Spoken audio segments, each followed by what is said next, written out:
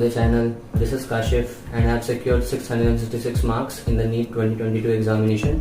In this video I will be sharing with you कि कैसे मैंने अपनी physics की पढ़ाई करी थी.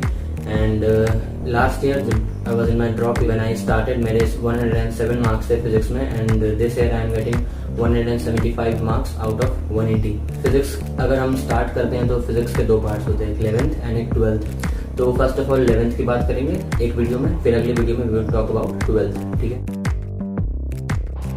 तो 11th की फिजिक्स में सबसे पहले हमारा यूनिट आएगा वो आएगा मैकेनिक्स.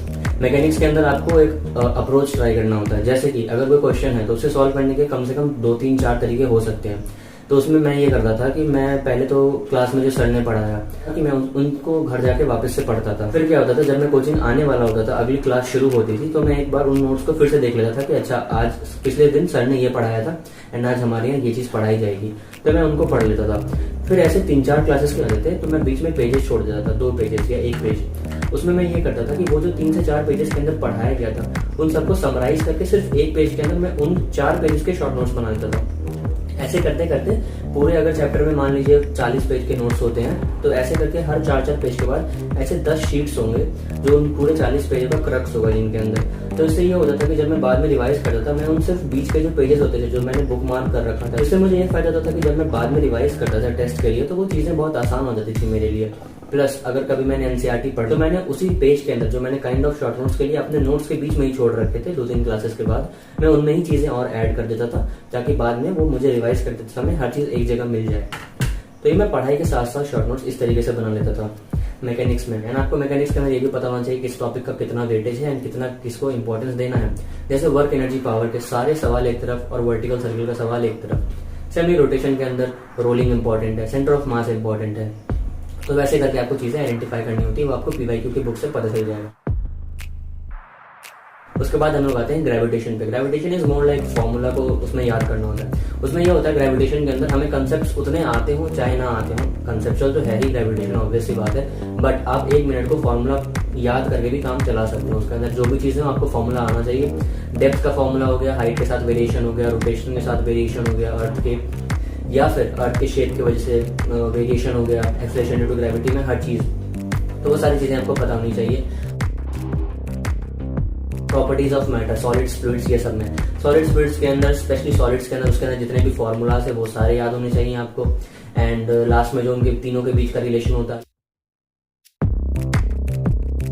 थर्मल फिजिक्स पे. थर्मल फिजिक्स के अंदर थर्मल प्रॉपर्टीज ऑफ मैटर, वही उसके अंदर जो थर्मोमेट्री होता है, फिर उसके बाद कैलोरीमेट्री होता है, ये सारी चीजें आपको आनी चाहिए स्पेशली. एंड कैलोरीमेट्री के अंदर कई जगह रेशियो करके, जैसे हमारे टीचर जुनैद सर थे उन्होंने हमें रेशियो के तौर पे पढ़ाया था कि जैसे सपोज वाटर स्टीम मिक्सचर है तो उसका क्या होगा, आइस स्टीम मिक्सचर है तो क्या होगा, वाटर आइस मिक्सचर है तो क्या रेशियो होगा, एंड टेम्परेचर होता है वो कहाँ पर लाई करेगा, हमें उस रेशियो से डायरेक्टली पता चल जाता था. तो इस तरीके से भी आप कर सकते हो थर्मल फिजिक्स में. फिर उसके बाद आता है थर्मोडायनेमिक्स और केटीजी.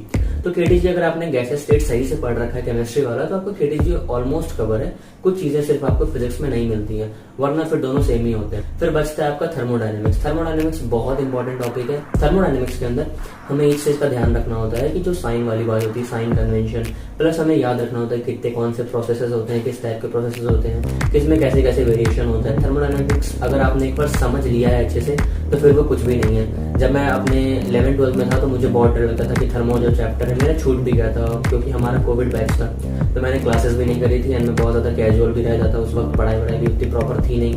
इधर उधर से मैंने वीडियोस देखे थे लेकिन वो चीज़ें मुझे समझ में नहीं आई. बट जब मैं ड्रॉप ईयर में आया था मैंने सोच लिया था कि ये टॉपिक मेरे वीक रह गए थे एंड मुझे इन पे सबसे ज़्यादा ध्यान देना है. तो thermal physics was one of them. तो मैंने उसे अच्छे से करा था तो वो हो गया. एचएम और वेव्स के अंदर हमें ज्यादातर ये चीजें होती हैं कि वो समझने वाला टॉपिक है. सपोज जैसे होता क्या है कि कुछ कुछ छोटे छोटे डाउट्स होते हैं वो आपको टीचर से पूछ लेना चाहिए. डाउट्स जो भी होते हैं उसको ऑन द स्पॉट क्लियर करना जरूरी होता है.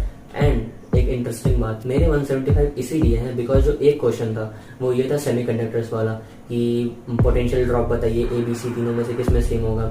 मैंने पहले तो लगा दिया था ए और सी में, फिर बाद में पता नहीं क्यों मैंने उसमें बी लगा दिया, इसलिए ये सोच के कि वो जब रिवर्स बायसिंग में होगा एंड वो सर्किट ब्रेक कर जाएगा तो दोनों के दोनों में 0 पोटेंशियल ड्रॉप होगा, मतलब 0 वोल्ट 0 वोल्ट दोनों में. तो ये सोच के मैंने लगा दिया, वरना मेरे फिजिक्स में फुल होते हैं. एंड सेम सवाल मेरे कोचिंग के पैकेज में दे रखा था एंड मैंने सर से ये डाउट तो पूछा था, तब मुझे समझ नहीं आया, लेकिन मैंने उनसे दोबारा पलट के पूछा भी नहीं, मुझे लगा कोई बात नहीं, ये थोड़ी आएगा। तो ये सबसे बड़ी गलतफहमी हो जाती है, हमें लगता है कि ये नहीं आएगा। तो आपको इन सब चीज़ों का भी ध्यान रखना है। एंड हाँ, स्पेशली जैसे कि हमारे टीचर जो बताते थे हमें, वो क्वेश्चंस जो भी होते थे पीवाईक्यू में आए हो या कोई भी क्वेश्चन कई बार रिपीट होकर आता था, तो उसे हमारे टीचर केस बनवा के लिखवा देते थे। तो आप बहुत सारे क्वेश्चंस को मिला करके एक सेपरेट केस बना के भी पढ़ सकते हो कि इस टाइप के क्वेश्चंस अगर आए तो हमें कैसे अप्रोच करना है, भले वो आपके सिलेबस में हो चाहे ना हो। अगर वो पीवाईक्यू में आ चुका है तो आपको आना चाहिए वो। देखिए, अगर आपको किसी दिन कोई चीज़ पढ़ाया जाता है तो मेक श्योर कि आप उसी दिन आके उस चीज़ को पढ़ लो। सपोज आज मुझे कोई चीज़ पढ़ाई गई तो आज मैंने उसका पहला पेज पढ़ा, अगले दिन मैं क्या करूँगा, जो अगले दिन का पढ़ाया गया मैं वो पढ़ूंगा, बट बिफोर दैट मैं पहले दिन का पढ़ूंगा एंड देन सेकंड डे का पढ़ूंगा, थर्ड डे को फर्स्ट, सेकंड डे का, फिर थर्ड डे का। इससे ये होगा जो फर्स्ट डे वाला होगा 10वें दिन तक आप उसे ऑलमोस्ट 10 बार कवर कर लोगे। तो इसलिए सारी ये चीज़ें होती हैं, टाइम भी रिड्यूस हो जाता है, हमारी आदत शुरू से ही बन जाती है रिवीजन की। अगर आपको क्वेश्चंस प्रैक्टिस करने हैं तो ऐसा इस चीज़ का वेट मत कीजिए कि हमारे यहाँ पे ये टॉपिक अगर खत्म हो जाएगा ये चैप्टर तो हम क्वेश्चन लगाना शुरू करेंगे। क्वेश्चन साथ के साथ करते चलिए, तभी आपका टाइम बहुत बचेगा भी और आपकी एफिशिएंसी भी बहुत ज़्यादा बढ़ेगी। जैसे सपोज पढ़ाया जा रहा है हमें वर्क पावर एनर्जी, तो वर्क पावर एनर्जी में सबसे पहले हमें पढ़ाया जाता है कि वर्क क्या होता है, उसके डेफिनेशन है, जो भी बेसिक फॉर्मूलाज होते हैं वो सब। उसके बाद फिर वर्क एनर्जी थ्योरम हो गया, कंजर्वेशन ऑफ मैकेनिकल एनर्जी हो गया, फिर पावर आता है, फिर उसके बाद वर्टिकल सर्कल आता है। तो ये सारी चीज़ें आप टॉपिक वाइज करते चलिए। जैसे सपोज आपको वर्क के बारे में पढ़ाया गया, आप उसे क्वेश्चन लगाना शुरू कर दीजिए, जो हो रहे हैं वो सारे कर लीजिए, जो नहीं हो रहे हैं वो मत करिए।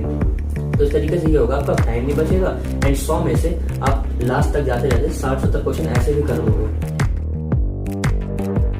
एंड यस, रही बात अगर शॉर्ट नोट्स की, तो फिजिक्स के शॉर्ट नोट्स जो होते हैं वो बहुत इंपॉर्टेंट होते हैं एंड आपको शॉर्ट नोट्स तभी बनाना है जब आपने एटलीस्ट एक रीडिंग लगा ली हो उस चैप्टर की, मतलब आपके कोचिंग में वो चैप्टर खत्म हो गया है, आपने उसके क्वेश्चंस लगा लिए हैं, आपने उसके पीवाईक्यूज लगा लिए हैं एंड आपको पता है कौन सा टॉपिक इंपॉर्टेंट है एंड कौन से टॉपिक आप भूल जाते हो या आपके टेस्ट में वो बार बार गलत हो जाते हैं। तो आपको उन सब चीज़ों का ध्यान रखना है। उसके लिए वही है कि आप अपने टेस्ट के पेपर को एनालाइज करिए एंड समझिए चीज़ों को कि आपसे कहाँ कहाँ गलतियाँ हो रही हैं एंड उन गलतियों को आप अपने शॉर्ट नोट्स में इंकलकेट कीजिए या फिर ऐड करिए। कमिंग टू एनसीईआरटी, तो एनसीईआरटी के अंदर इट्स नॉट कंपलसरी कि आप एनसीईआरटी पढ़ो। एनसीईआरटी के अंदर कुछ चीज़ें ही पढ़नी होती है, जैसे कि पॉइंट्स टू पॉन्डर हो गए या फिर कोई इंपॉर्टेंट टेबल जो आपको लग रहा हो एंड इन टेक्स्ट क्वेश्चन जो होते हैं उसके, यानी कि एक्सरसाइजेज जो होते हैं वो सब आप कर सकते हो चाहो तो। बहुत ज़्यादा कंपल्शन नहीं है, मेन चीज़ है कि आपको नोट्स में जो चीज़ें दे रखी हैं वो आपको आनी चाहिए एंड आपके पीवाईक्यू सॉल्व हो जाने चाहिए एंड आपके जो कोचिंग का मटेरियल है आपको वो आना चाहिए एंड बहुत ज़्यादा डिफिकल्ट क्वेश्चन से घबराना नहीं है, उसका अप्रोच समझना है वो चीज़ कैसे हो रही है। कभी भी फिजिक्स में तुक्का लगा करके पेपर को छोड़ना नहीं होता है, उस पेपर को दोबारा के एनालाइज करना होता है। एनसीईआरटी के अंदर यही सारी चीज़ें हैं, आप देख सकते हो, बहुत ज़्यादा आपको चीज़ें नहीं मिलेंगी, बस ये है कि थ्योरेटिकल चीज़ें मिल जाएंगी आपको, जैसे कि सपोज न्यूटन का जो थर्ड लॉ होता है that is application of Newton second law as well as conservation of linear momentum, तो आपको ये सारी चीज़ें उसमें मिल जाएंगी। आपको इन सारी चीज़ों पर ध्यान रखना है कि आपको क्वेश्चन को केस बनाकर पढ़ना है, फिर आपको अपने डाउट उसी के उस दिन क्लियर करने हैं, डाउट को पाइल अप नहीं करना है, फिर हमें क्वेश्चन जो करने हैं वो टॉपिक वाइज करने हैं, पूरे चैप्टर की एक बार नहीं करने हैं, फिर हमें क्वेश्चन टाइमर लगाकर करने हैं। हमें जो भी रिवीजन करना है वो हम जो भी रिवाइज करेंगे वो हम इस तरीके से करेंगे कि पहले दिन का हम थर्ड डे भी पढ़ रहे हैं, पहले दिन का हम सेकंड डे भी पढ़ रहे हैं एंड इसे इस तरीके से पढ़ रहे हैं ताकि हमारे रिवीजन बहुत आसान हो जाए एंड 3-4-5 पेजेस के बाद हम एक पेज छोड़ दे रहे हैं जिनके अंदर हम अपने शॉर्ट नोट्स खुद ही बना ले रहे हैं कॉपी के अंदर ही। अलग से आप शॉर्ट नोट्स बनाओ तो वो अलग चीज़ है, वरना आपका उसी के अंदर साथ के साथ बनते चले जाएगा, आपको ज़्यादा मेहनत भी नहीं करनी पड़ेगी। This was it about the video and आगे जो वीडियो होगी वो 12th की होगी, 12th की फिजिक्स कैसे करनी है, फिर we will go to chemistry and biology similarly and comment down आपको अगली वीडियो किस चीज़ पे चाहिए फिजिक्स के बाद। So this was it, this was for the video and thank you so much. We will meet in the next video, till then take care.